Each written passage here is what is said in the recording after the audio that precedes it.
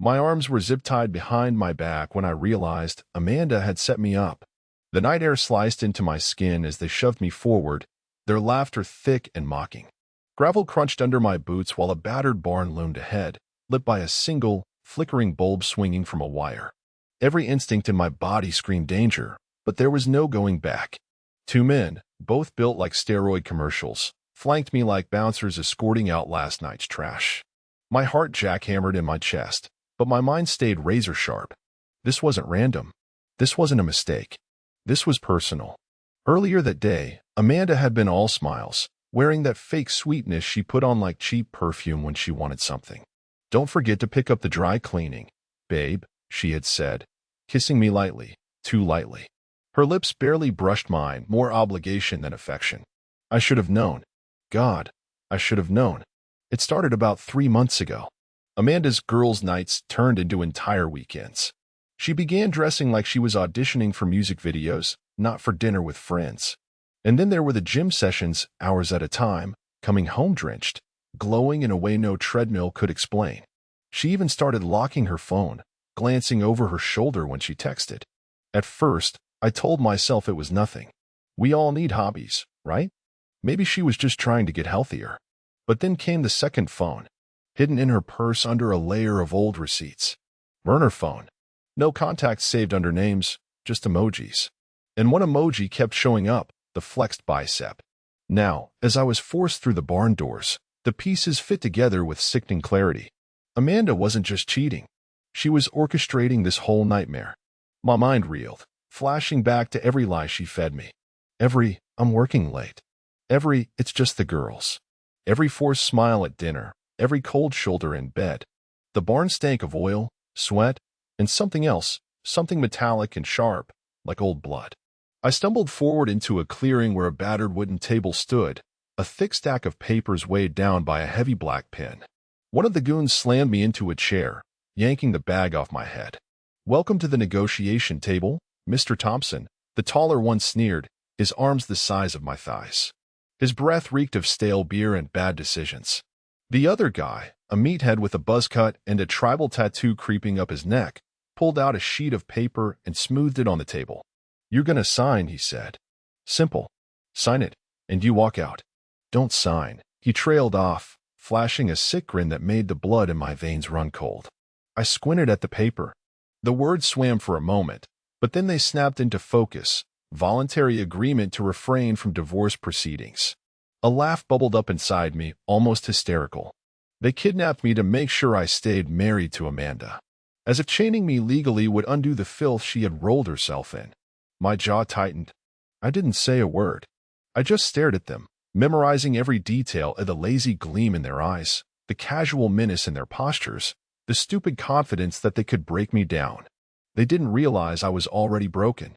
Amanda had smashed what mattered a long time ago. Now all that was left was a shell made of sharp edges. The bigger one cracked his knuckles. "You don't want us to get persuasive, old man." Old man? I was 38. Amanda had joked once that I was aging out of her ideal range when she hit the gym scene. I thought she was being playful. But looking at these pumped-up idiots now, I saw the truth. I was never meant to keep up. I was meant to be discarded. Pain throbbed in my wrist where the plastic ties dug deep. My head pounded from the way they'd roughed me up getting me here. But deeper than that, something hotter burned. A quiet, focused rage. I had prepared for a lot of outcomes. Catching Amanda with another guy. Getting divorce papers slid across the kitchen table. Maybe even a screaming match where I finally called her out. I hadn't prepared for this. The barn door creaked open behind me. I couldn't turn my head, but I heard the footsteps, heels tapping against the dirty floorboards. "Amanda, is he giving you trouble?" Her voice was sugar-sweet and dripping with poison. I didn't have to see her face to know she was smirking.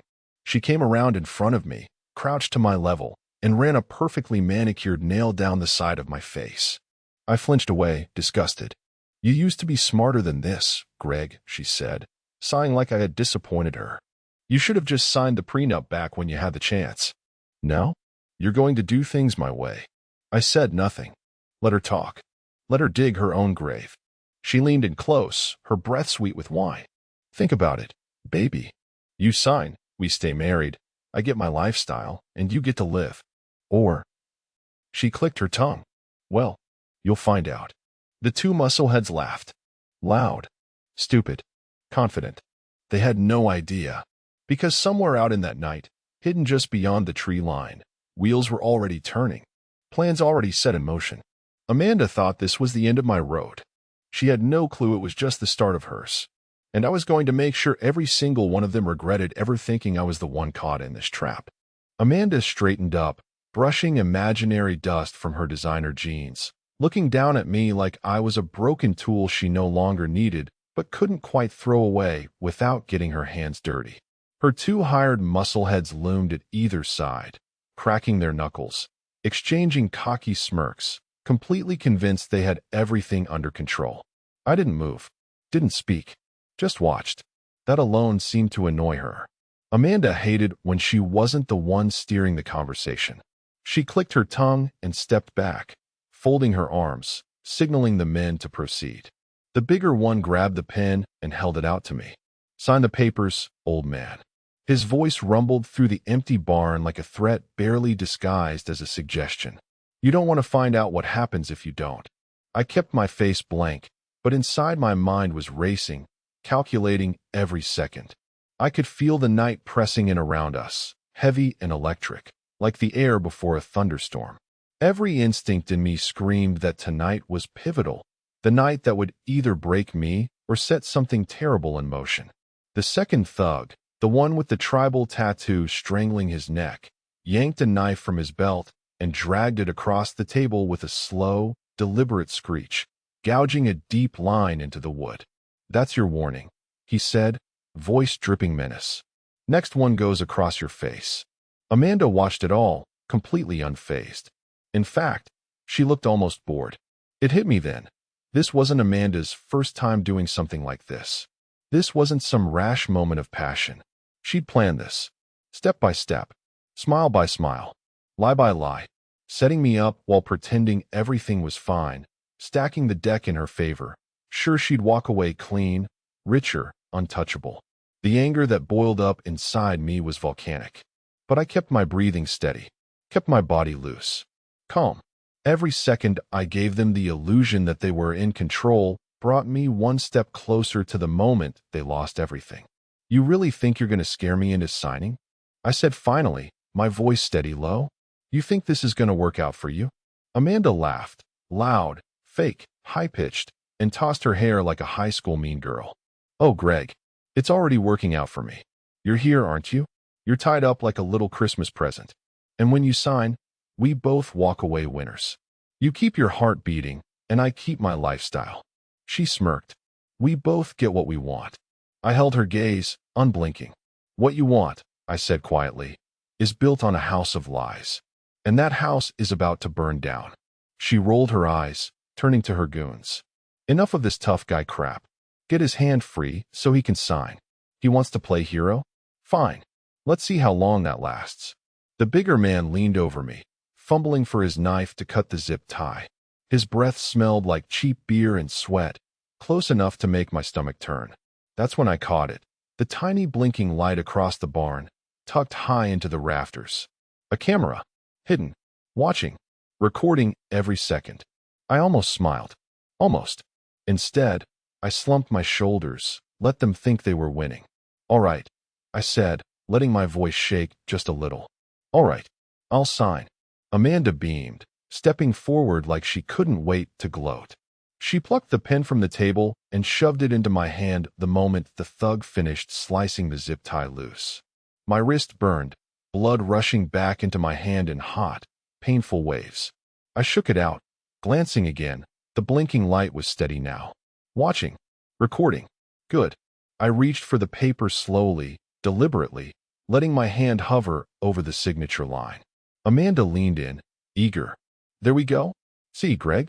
You can be reasonable when you want to. She had no idea that every second she spent grinning down at me was another nail in her coffin. The thug with the tattoo leaned over, pointing at the line. Right there. Big, pretty signature. Then we all go home. I gripped the pen tightly. My knuckles whitened. My heart slammed against my ribs, not with fear, with focus. Because they didn't know about the backup plan. The one that had been ticking like a silent bomb ever since I walked through that barn door. They didn't know that while they were busy flexing and threatening, other wheels had been set into motion. Wheels that couldn't be stopped now, no matter how badly they might beg later. I looked up at Amanda, forcing a weak, broken smile. You sure you want this? She laughed again. Sign it, Greg. Be a good boy. I lowered my head, poised the pen over the line, and paused. A beat. 2 beats. The silence stretched thin, snapping Amanda's patience. Sign it, she snapped, voice slicing through the air. And just as my pen touched the paper, the floor beneath us shuddered, ever so slightly. Outside, in the dark beyond the barn, the distant sound of engines rumbled low and deadly. Getting closer. They didn't hear it yet, but I did. And when the barn door blew open 15 minutes later, they would realize, far, far too late, that they had been trapped the moment I answered that anonymous call. They thought this night was about forcing me into submission. They were about to find out it was about their downfall. One careful, brutal step at a time. ChatGPT. The pen hovered just an inch above the paper when another harsh shove landed between my shoulder blades. Sign, damn it, the bigger thug barked, his patience clearly unraveling. Amanda leaned closer, her perfume nauseatingly sweet. Do it, Greg. You're not walking away from this, she whispered, like some serpent hissing in my ear. I kept my head bowed, hiding the flicker of a grin I couldn't suppress. Every second they thought they were winning was another second I needed. Because I heard it again, low, steady, deliberate. Tires on dirt. Heavy boots crunching outside the barn. Backup. Real backup. But Amanda and her goons were too busy crowing over their little setup to notice the danger creeping toward them. I pressed the pen to the paper just lightly enough to make a scratch, dragging it in slow, painful strokes. It was a performance. The old Greg, the one who trusted Amanda, who fought to save a marriage she had already gutted, might have signed for real. But this Greg?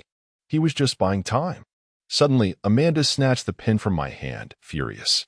You think you're funny? She snapped, waving the pen like it was a dagger. You think stalling's gonna save you? She turned to the muscleheads. Plan B, she barked. Buzzcut smirked, pulling a black duffel bag from behind the table. He unzipped it, revealing a thick, heavy bat and a coiled rope. You want to rethink your strategy? He grunted. The taller one grabbed my hair and yanked my head back until my neck screamed in protest. You either sign, or we make you wish you had, he growled. I didn't fight. I didn't struggle. I just stared at Amanda, and that rattled her more than anything else. Maybe she thought I'd cry. Maybe she thought I'd beg. Maybe she thought she'd get to watch me break completely, like some sick fantasy she'd cooked up between gym sessions and cheap motel meetings. Instead, I stayed silent, watching, waiting. Amanda's fingers curled tighter around the pen until her knuckles blanched white. You brought this on yourself, Greg, she said through clenched teeth. You should have been smarter. Should have seen it coming. I held her gaze and said, quiet as a knife in the dark, so should you. For the first time that night, her eyes flickered, not with anger, but with the smallest hint of unease. Because behind her, through the half-rotted barn slats, the faintest blue and red lights began to strobe against the night. They didn't notice yet, but I did. And when those doors burst open, Amanda was going to realize just how badly she had miscalculated, and that the man she thought was her puppet was really the one pulling all the strings. The tall one tightened his grip on my hair, jerking my head back so hard that stars danced across my vision. I barely registered the sharp sting along my scalp because I was too focused on something else, the unmistakable sound of boots moving through the grass just outside the barn walls. Getting closer. Coordinated. Silent. They were almost here. Last chance. Buzzcut barked, stepping forward with the bat, twirling it lazily between his thick fingers like he was warming up to crack a skull. Sign, or we'll break both your hands. Let's see how you like holding a pen after that. I didn't flinch. I didn't blink. I let them see nothing. Let them believe I was broken and cornered. Let them believe they had won. Amanda, meanwhile, was pacing in tight circles, furious now that her little plan wasn't unfolding like she'd imagined. Her heels clicked and snapped against the grimy concrete floor with every angry step. You think this is a game? She spat. You think you can just not cooperate and there'll be no consequences? She spun around and stabbed a finger at me. You always thought you were smarter, didn't you, Greg? You thought you were better. Always judging me. Always looking down on me. Her voice cracked at the edges, rage and panic fighting for control. She knew on some level she was losing the grip she thought she had on this moment. You made me do this, she hissed. You made me find someone else. Someone real. Someone who actually knows how to treat me. The words were supposed to hurt, supposed to carve me open, but they bounced off. There was no pain left in me to give Amanda. She had already drained me dry long before tonight. The bigger guy yanked me up from the chair, shoving me toward the table again, slamming the pen into my palm. Sign, he growled, low and final. Or it gets ugly. Amanda leaned against the edge of the table, arms crossed, a cruel smile twisting her face. She truly believed this was the climax of her little drama, the big finish where I caved and surrendered everything. But she didn't see what I saw. The faintest flicker of movement in the darkness beyond the barn doors. A shadow slipping along the wall. Another crouching behind a broken tractor wheel. Positions. Angles. Closing in. My hand tightened around the pin, not to sign, but to signal. A slow, deliberate movement. 2 short taps of the pin against the table. Outside, beyond their clueless bubble of power, someone else heard it. And moved. I stared up at Amanda one last time, let her see nothing but weariness in my eyes. The kind of weariness she would mistake for defeat. And in that final heartbeat before it all came crashing down, I said very softly, "You never understood me at all." She laughed. Actually laughed. And in that laugh, careless, mocking, victorious, I heard everything I needed. Because in that exact moment, a low, metallic click sounded from behind the barn, sharp enough to cut the laughter dead. Buzzcut froze mid-twirl. The tall one's hand slipped from my hair. Even Amanda's smug grin faltered, just slightly. The night outside didn't feel empty anymore. It felt crowded, dangerously crowded. The Swat sting was here, and it was about to hit them harder than anything they could have possibly imagined. The sound of that single metallic click seemed to suck the air straight out of the barn. Buzzcut's head jerked toward the door, his body tensed like a hunting dog catching a scent. The big one stepped back instinctively, scanning the darkness beyond the open slats. Amanda, still perched smugly against the table, narrowed her eyes, suspicion finally creeping into her perfect little world. "What the hell was that?" she snapped. Neither of her goons answered. They were too busy shifting their weight, glancing at each other, trying to figure out if what they heard was real, or if their own nerves were starting to betray them. For the first time tonight, I felt the balance of power tilt. Not completely, not yet, but the first crack had formed. I stood there, still as a statue, pin loose in my fingers, watching them squirm. Amanda hissed and stalked toward the door, her heels loud and frantic now against the concrete. She leaned out into the night, peering into the shadows. "If this is some kind of scare tactic, Greg," she snapped without turning around, "it's not gonna work. You're not smart enough to pull something like." The floodlights hit all at once, blinding white, slamming through every crack and hole in the barn like a bomb. Men in full tactical gear surged forward from the tree line, rifles raised, shouting commands that ripped through the night like thunder. "Federal warrant. On your knees. Hands where we can see them." The barn exploded into chaos. Buzzcut panicked first. He bolted toward the back exit without a second thought, slamming into the door so hard it ricocheted back and nearly knocked him down. The tall one wasn't far behind, dropping the bat with a loud clang as he stumbled toward a side wall like a rat looking for a hole to escape through. Amanda screamed, a raw, ugly sound, and stumbled back against the table, knocking the contract and pin flying into the dirt. I didn't move. Didn't have to, because this wasn't just a random rescue. This was a trap, set weeks ago, designed down to the second. Amanda had no idea, not when she planned this little kidnapping, not when she handpicked her goons, not even when she sent that smug text telling me where to meet. She had been walking straight into a federal sting the entire time. Hands grabbed my shoulders, gentle, controlled. A pair of agents in black tactical gear quickly cut the last of the restraints from my wrists, guiding me safely aside as the rest of the team flooded in. From my new vantage point near the barn wall, I watched it all unfold. Buzzcut didn't make it far. He was tackled flat into the mud within seconds, a knee planted square between his shoulder blades, an agent's voice barking commands he was too stunned to argue with. The taller one barely made it 2 steps before a taser dropped him like a sack of bricks, his body twitching violently against the floorboards. Amanda? Amanda just stood there, frozen, surrounded by the wreckage of her brilliant plan, her mouth opening and closing like a fish pulled from water.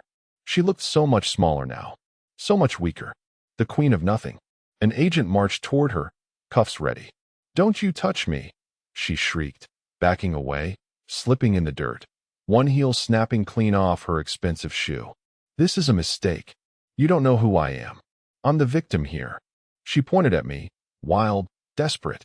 "He's the one who." Her words were cut off as 2 agents grabbed her arms and pinned them behind her back with professional efficiency. She fought like a cornered animal, kicking, spitting, cursing, but it was useless. The pen she wanted me to sign my life away with lay half buried in the mud, glinting under the floodlights. Forgotten. Useless. Just like her.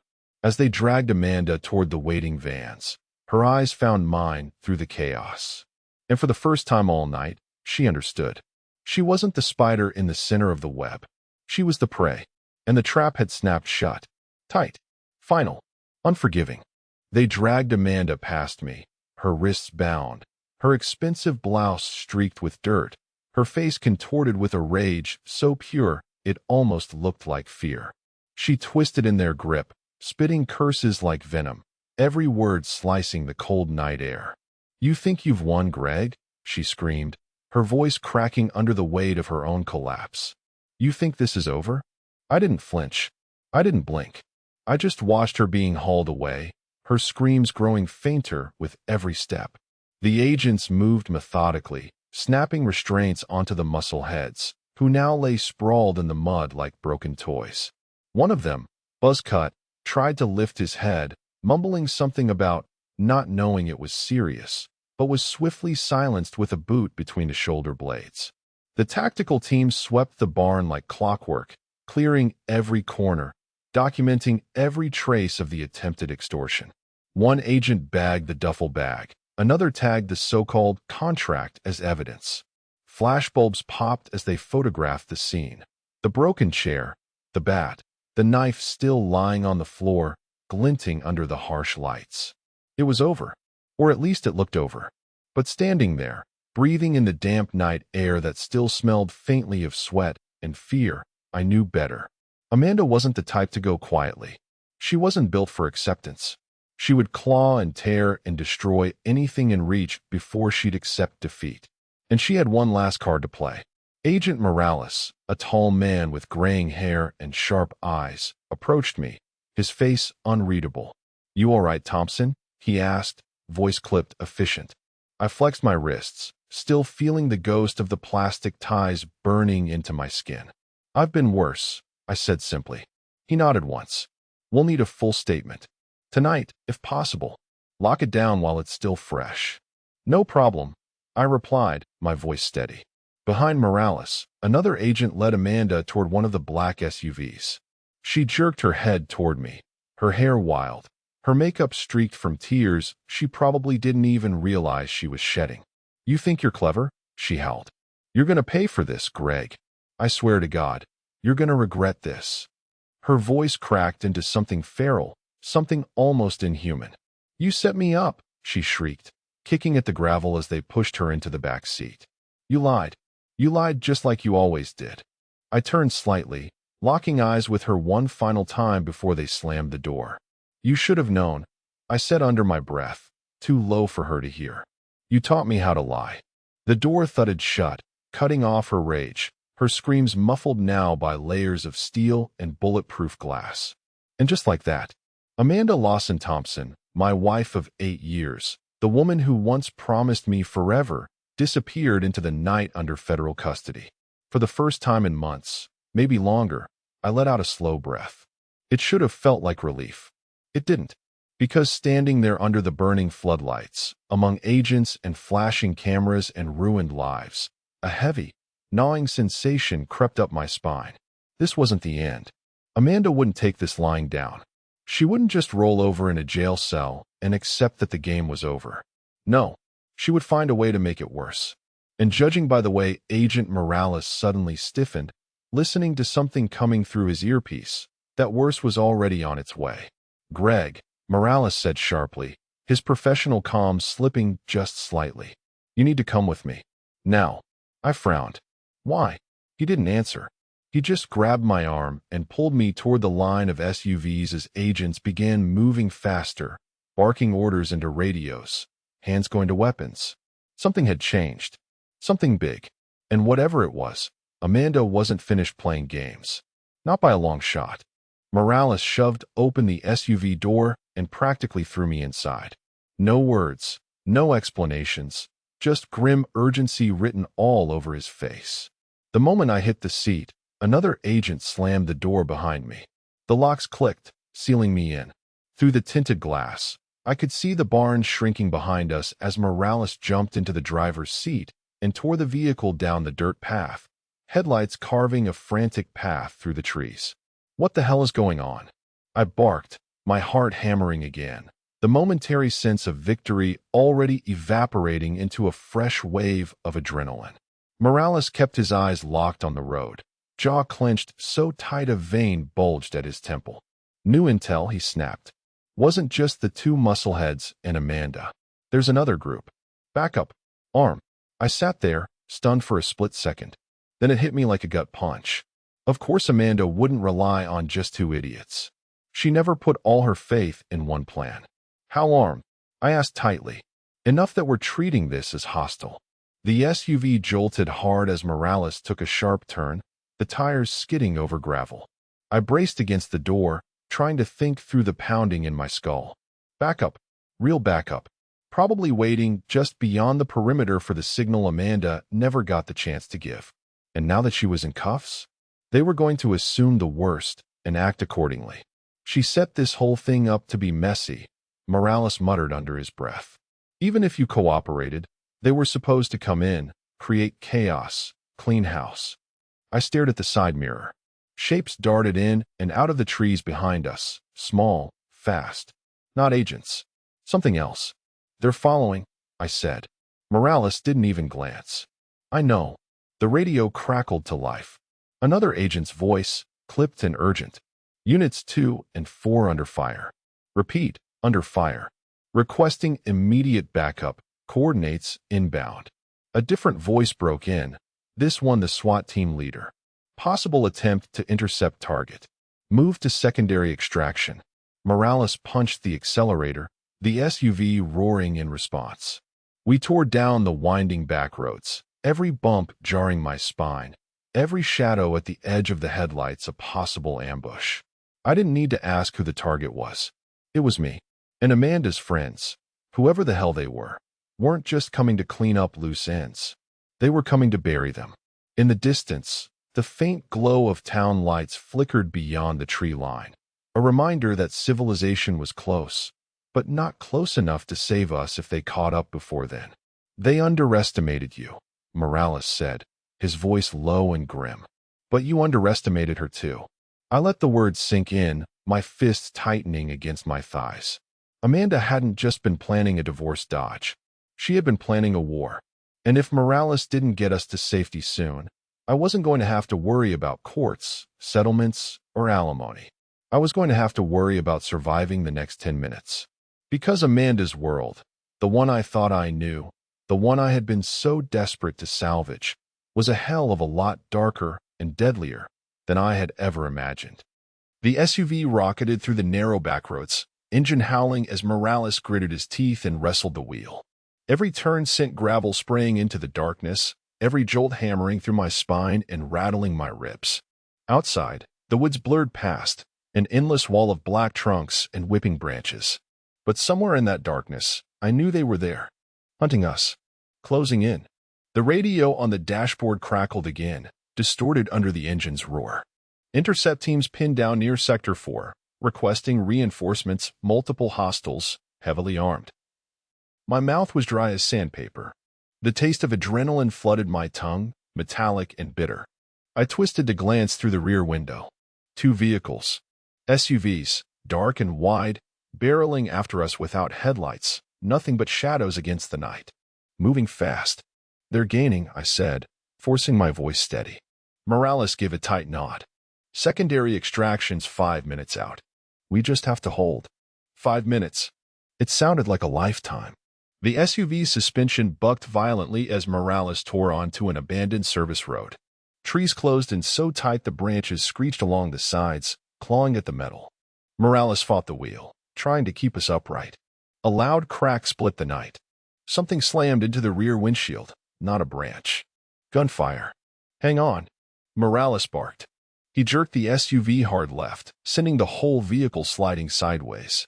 My shoulders slammed into the door, pain flashing up my arm, but I barely noticed because now I could see the muzzle flashes in the dark behind us. Bright. Fast. Relentless. They weren't just chasing us. They were trying to kill us. A second shot hit the back quarter panel, metal shrieking. Morales cursed under his breath, gunning the accelerator. We're not gonna outrun them, I snapped. They're her insurance policy. They don't need to catch me. They just need to stop me. Morales didn't argue. He yanked the radio from the dash and barked into it. We're compromised. Initiate blackout route Delta. Now. A moment's pause. Then a calm voice replied. Delta confirmed. Redirect in 60 seconds. I didn't know what blackout Delta meant. I didn't need to. Because up ahead, I saw it, the faint shimmer of tire spikes already set across the road. Morales didn't slow down. Brace, he growled.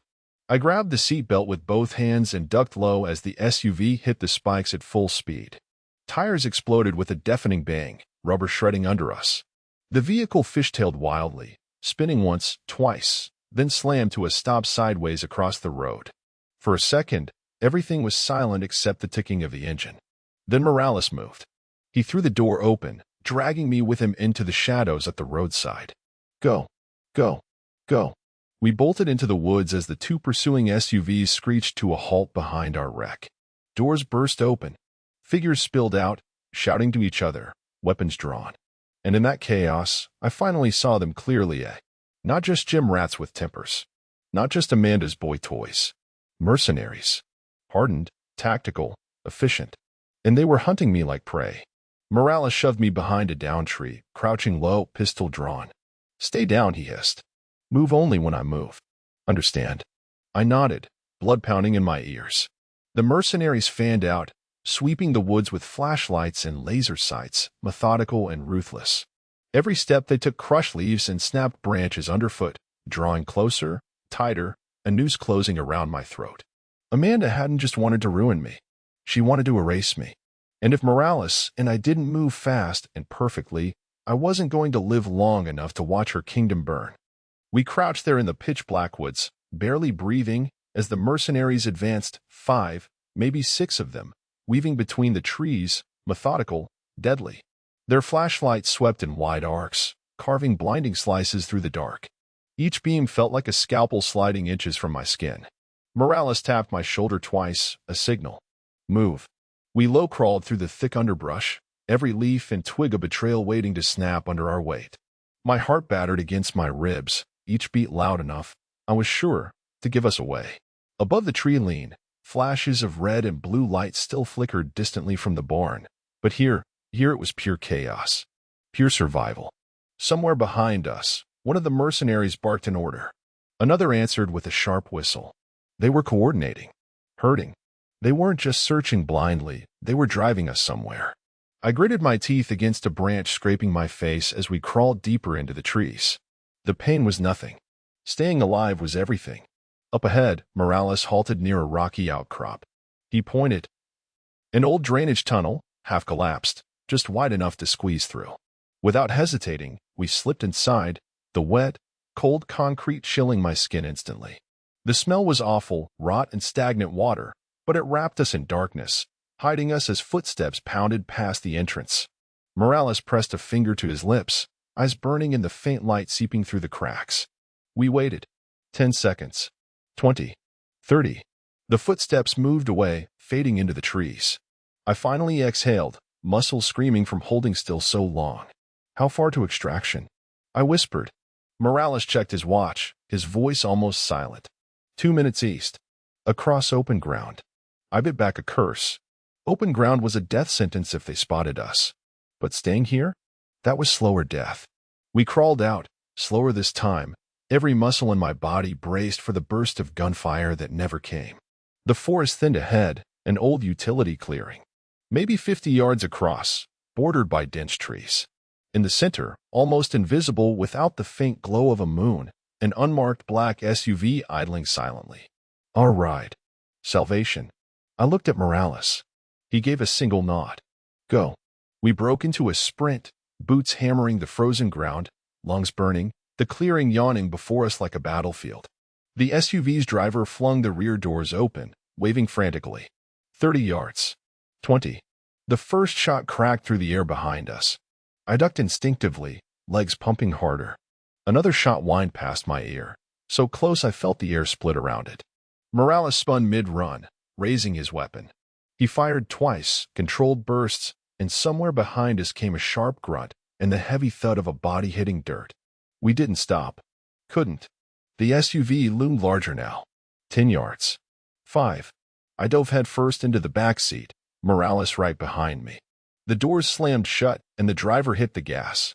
The vehicle jerked forward, tires kicking up gravel and smoke as we roared across the clearing into the safety of the trees beyond. I lay there on the floorboards, chest heaving, heart clawing at my ribs like it wanted out, the taste of blood and sweat thick in my mouth. Alive. Barely. In the front seat, Morales spoke into his radio, voice sharp and deadly calm. Package secure. Hostiles pursuing. Initiate Phase 2. I didn't ask what Phase 2 was, because in my gut, I knew. This wasn't over. Not by a long shot. Amanda's reach had been deeper than anyone realized. Her network stronger. Her hatred bigger.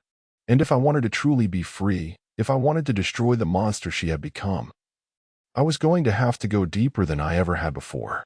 Into her world. Into her secrets. Into the rot she'd hidden from everyone. I was going to have to finish what she started. On my terms. The SUV barreled down the abandoned access road, weaving through the black maze of trees as the engine howled in protest. I hauled myself upright from the floor, every muscle trembling, the adrenaline still coursing like fire through my veins. The driver, a different agent, younger, with a shaved head and eyes like steel, glanced at me through the rearview mirror. You good? I didn't answer. I wasn't good. I wasn't even close. But I was alive. For now. Morales shifted in the front seat, his focus never leaving the side mirror. They're still back there, he muttered. But they're not chasing blind anymore. The words hit hard. Amanda's people knew where we were going. They were her insurance policy, and they were playing for keeps. The radio crackled again. Another agent's voice cut through the static, urgent. Roadblocks compromised. Repeat, compromised. Multiple unknown vehicles en route to secondary site. The driver cursed under his breath and slammed his palm against the wheel. We've got maybe 4 minutes, Morales said grimly. After that, all bets are off. I stared out the side window. In the distance, faint headlights bobbed through the trees like ghost lights, growing closer, multiplying. The noose was tightening again. Where's Phase 2 supposed to happen? I asked, my voice rasping. Morales finally turned, locking eyes with me. Not where you think. Before I could press him, the SUV skidded around a sharp bend, and there it was, an old quarry, yawning open like a scar across the earth. Giant mounds of stone and shattered rock cast jagged shadows in the moonlight. And parked in the middle of it, almost blending into the darkness, was a battered van, civilian, beat to hell, no plates. A switch. We ditched the SUV, Morales barked, already throwing his door open. We moved fast. No time for second-guessing. We sprinted across the rocky ground, the SUV's tires still spinning behind us as the driver jumped out and followed, covering us with his weapon. Bullets ripped through the trees behind us, tearing through branches, zipping past with deadly shrieks. I hit the ground hard, gravel shredding my palms, and crawled the last few feet to the van. Morales yanked the sliding door open, shoving me inside. Drive. He snapped to the young agent, who jumped into the front seat and gunned the ancient engine to life. The van lurched forward, tires spitting dust and stone. Behind us, the forest line erupted, 3 black SUVs bursting from the trees like predators in full sprint. Their headlights snapped on, blinding, and brutal. "They're not letting go," Morales growled. I grabbed the door handle, bracing myself as the van bounced and swerved across the uneven quarry floor. My mind raced, trying to make sense of the nightmare Amanda had built. Why go to these lengths? Why spend so much money, risk so much exposure, just to stop me from divorcing her? It didn't add up. Unless... It hit me like a thunderclap. The marriage wasn't the price. It was the shield. Amanda wasn't trying to save our marriage because she loved me. She was trying to protect something else. Something that would unravel the moment we divorced, something tied to my name, my assets, my connections. Something she was terrified would come to light if the separation became public. Morales caught my eye, reading the realization on my face. "You're not just the husband," he said quietly. "You're the vault." Another shot rang out, punching through the van's rear window. Glass exploded inward, showering the floor with glittering shards. The young agent cursed and jerked the wheel, the van careening dangerously close to a ditch before straightening out. "We've got maybe 60 seconds to extraction," Morales barked into his radio. "Confirm status." The radio hissed, then a voice replied. "Extraction inbound. Prepare for blackout." Morales grinned, a hard, dangerous grin. "Get ready," he said to me without looking back. "Ready for what?" "For you to finally see how deep her lies go." In the side mirror, the SUVs bore down, close enough now that I could see faces grim, determined, merciless. Amanda's soldiers. Amanda's last desperate play. And in less than a minute, everything she had fought to hide was going to explode into the open, whether she liked it or not. The van roared across the quarry, rattling so violently it felt like it would shake itself apart. Dust and gravel churned around us in thick clouds, hiding the moonlight, cloaking the world in a choking, blinding storm. Behind us, the black SUVs closed the gap, engines snarling, lights cutting through the dust like knives. Bullets whistled past, punching holes into the battered side panels of the van. The young agent behind the wheel cursed through gritted teeth, wrenching the wheel left and right to make us harder to hit. Every muscle in my body tensed. I gripped the metal bar on the door so tightly my knuckles burned white. "Where the hell is extraction?" I snapped, my voice nearly lost in the roar of the engines and gunfire. Morales didn't answer. Instead, he leaned forward, grabbed a battered laptop from under the passenger seat, flipped it open, and typed in a series of commands faster than I could track. The screen flickered, and then it all made sense. A live feed appeared. Not from outside. Not from any drone overhead. From Amanda's house. From inside her house. My heart stuttered as I stared at the screen. There were men, government agents, swarming through the mansion we once shared. Every drawer, every safe, every hidden room she thought no one knew about. They were tearing through it all. Box after box of documents, flash drives, laptops. Evidence being bagged and tagged at an industrial pace. And in the center of it all, something I never knew existed. A private vault. Steel, thick enough to survive a firebombing. Cracked open now by a portable hydraulic rig.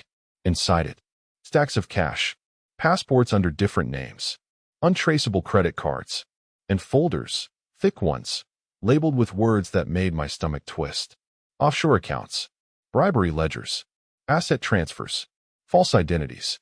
Everything Amanda had hidden. Everything she had built while smiling across the dinner table at me. While pretending to be the loyal wife. While whispering sweet nothings into my ear at night. It had never been about love.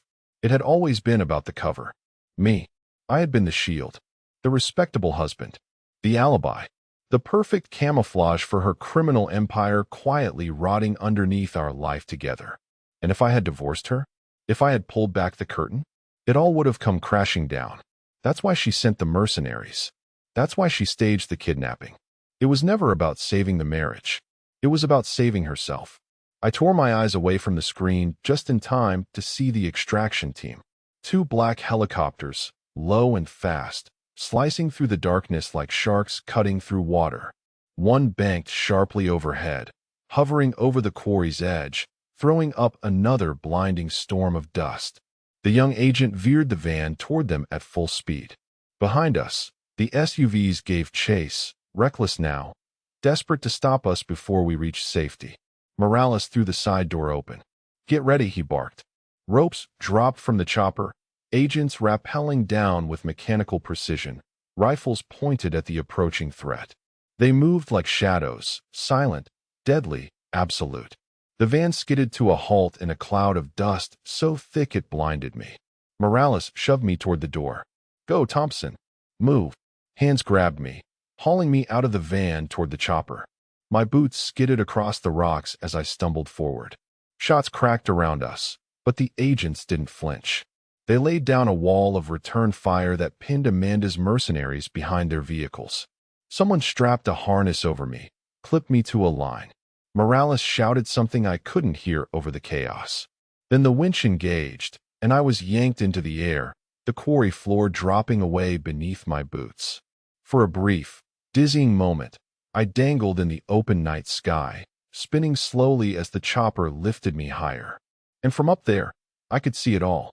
The van, the quarry, the tangled mess Amanda had created, unraveling under the assault of light and steel. The men she had sent to erase me, scattering like rats. And somewhere out there, still locked in a cell she thought she could beat, Amanda, watching everything she built, everything she fought to protect, collapse, one secret at a time. The helicopter cut through the night like a blade, roaring higher and faster as the quarry shrank beneath us into a smudge of chaos and dust. I dangled for a moment longer before firm hands pulled me into the cabin, slamming the doors shut and sealing me away from the screaming madness below. Inside the chopper, it was a different world, tight, loud, urgent.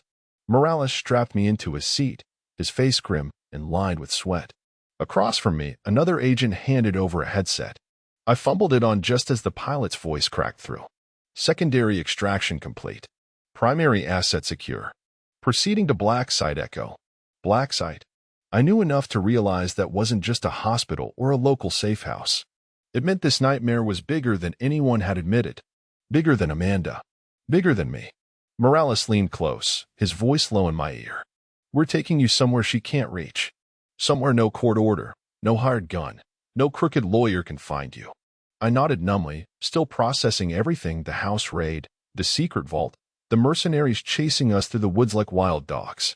And yet, deep down, it wasn't the evidence or the money that left the cold pit in my stomach. It was her, the woman I married, the woman I thought I knew better than anyone. I leaned my head back against the cold steel of the chopper wall and stared up at the ceiling, letting it all sink in. Amanda wasn't just a liar. She wasn't just a cheat. She was a machine, cold, relentless, and willing to destroy anything and anyone that got between her and what she wanted. And for years, I had been her greatest asset. The respectable husband, the good name, the cover story. I was never her partner. I was her camouflage.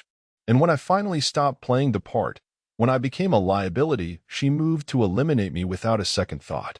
But she had underestimated one thing. I had learned from her. I had learned how to play dirty, how to be patient, how to set traps inside traps. The helicopter banked hard, throwing my stomach into my throat as we disappeared deeper into the night. Morales handed me a folder, a thick one, heavy with documents, photographs, files. "What's this?" I asked, my voice hoarse. He gave a thin, grim smile. "Everything you'll need to finish it." I opened it slowly, the contents spilling into my lap. Bank records tied to criminal organizations.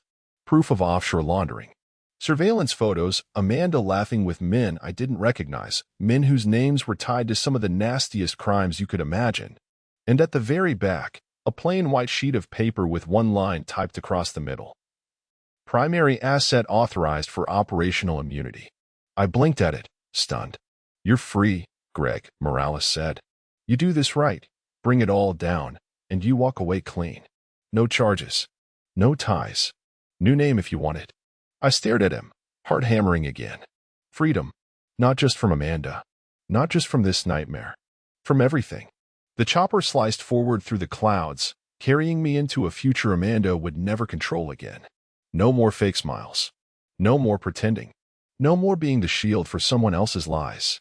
This wasn't just survival anymore. This was war. And when it was over, when the last secret was dragged into the light, when Amanda's empire finally crumbled into dust, I wouldn't just be free. I would be something she could never touch again. Untouchable. And as the dark horizon split into the first faint sliver of dawn, I made myself a quiet, final promise. Amanda started this war. I was going to finish it.